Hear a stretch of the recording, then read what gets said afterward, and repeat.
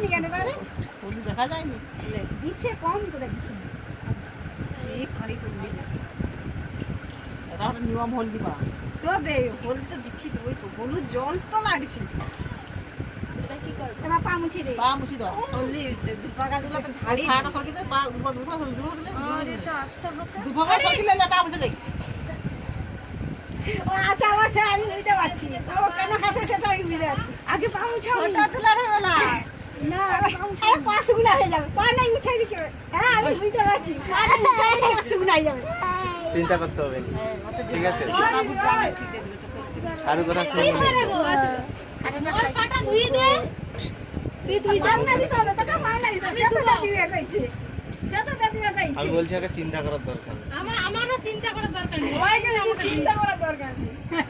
আগে পাওনাটা দে দে, তারপর আমি দুটো দে। ওই দিদি গাই দে দে দে।